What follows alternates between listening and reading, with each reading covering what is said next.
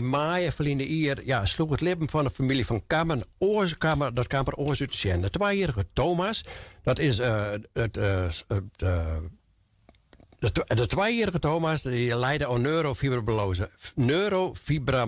Dat is een lastig woord. Het zeldzame hoed- en zenuwziekte die 1 op 2400 mensen treft. Bij u in de studio zit Jelly. En Jelly is alleenig. En Jelly zou komen, want Jelly is de beppe. Jelly zou komen met Durkje. Maar ja, Durkje die moest aan werk en die wilde onverwachts oproepen. En ja, daar komen we net voor. Maar hartstikke fijn dat je er al bent, Jelly. Dus welkom en goeie media. Gradien. Ja. Ik maak het woord even nog goed zeggen. Neurofibromatose. Ja, het is een heel lastig woord. Ja, wat is dat precies? Het is een hoed- en zenuwziekte. Wat de kenmerking binnen is dat het een ongeremde grote tumorengroei teweeg brengt. En die tumoren kunnen goedaardig wezen en kweetaardig wezen. En de tumoren gaan vaak op zenuwuiteinden zitten. En daardoor krijg je meestal heel proteïne. Oké. Dat kan bijvoorbeeld op een eegzenuw wezen of op een eerzenuw. En werd er meestal heel wat pijn krijgen. Ja, en hoe ontdekte je hem dat bij Thomas toen? Bij Thomas zegt zijn mem vooral dat zijn hoedverkleuringen heen café of leefvlekken nemen wie dat. Hierder en daarmee wien ze als naar de huisarts west. Maar ja, dat gebeurt wel vaker naar de huisarts. Meisje die maar net zo druk.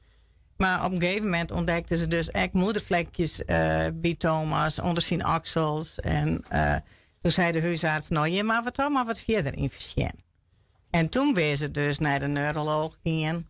En zo kwam het aan het licht eigenlijk door bloedonderzoek. Ja, want hoe oud bij Thomas? Hij is nou 2 jaar. Hij is 2 jaar, dus toen weer een dikke jaar. Ja. Dat is niet alleen. Dus dat staat de wereld even in voor de ouders. Ja, en voor de mensen om hun heen. Ja, want ja, dat echt voor die als beppen natuurlijk. Dat komt het om. Dat een van die beppen zei ze ziek bleek te wijzen. Ja. En hoe is dat verder van rondom? Nou, ze hebben grote onderzoeken dingen. En gelukkig bleek wel dat Thomas NF1 had. Dus de lichtere vorm. En we hopen dat hij zo blootzaad er nou is. Dan is dat redelijk gezond ventje. Maar we weten net hoe het hier is kan. Het is heel onvoorspelbaar.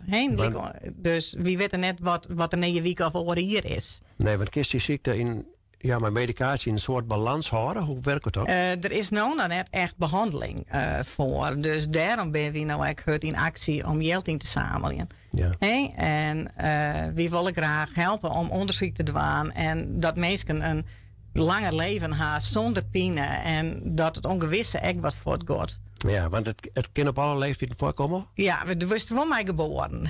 Dus bij Thomas is het ontstaan. Dus in hij en mem hadden het net. Maar als je als ouder neurofibromatose hast, dan kist het wel trojaan aan die ben.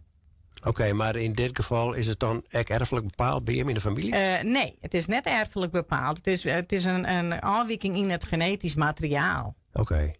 Dus hij zou letter, als hij bij een cricket, zou je dat trojaan kennen? Ja, dat ken hij dan trojaan. Oké.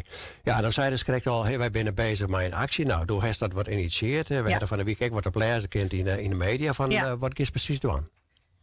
Nou, we hadden in eerste instantie het gewoon zelf deeld op Facebook en Instagram. En dat er aan een beetje uit de hoorn. En toen werden we toch wel heel enthousiast door alle giften die we kregen. En we zijn dan gaan we actie vieren. En toen zijn we van, dan kunnen we wel een koekactie doen. Dus toen ben we naar Bakker Biel gegaan om te vragen of die dat mij eens op houten zetten worden. Ja. En die willen wel 1250 koeken voor ons bakken. Oké. Dus daarvan is al een 400 in de voorverkoop verkocht. En vanaf maandje gaan we Zuidlien in Kalmersweg en Verkleester. Hij heeft een vast bedrag in de Holland, wat je helje willen? Of? We willen graag €5000 helje. Zat het er nou uitzet, komen we daar wel in de buurt. Ja. Maar als het meer wordt, is natuurlijk fantastisch. Ja, want hoe meer geld er beschikbaar is voor onderzoek, hoe meer onderzoek er ook dienen worden kan. Ja, want hoe vier je die stand van onderzoek nou op dit moment? Dus hij de skrekkel, ja, er is weinig onbekend nog, maar ik denk gewoon dat er wel iets ondingen wordt, of net?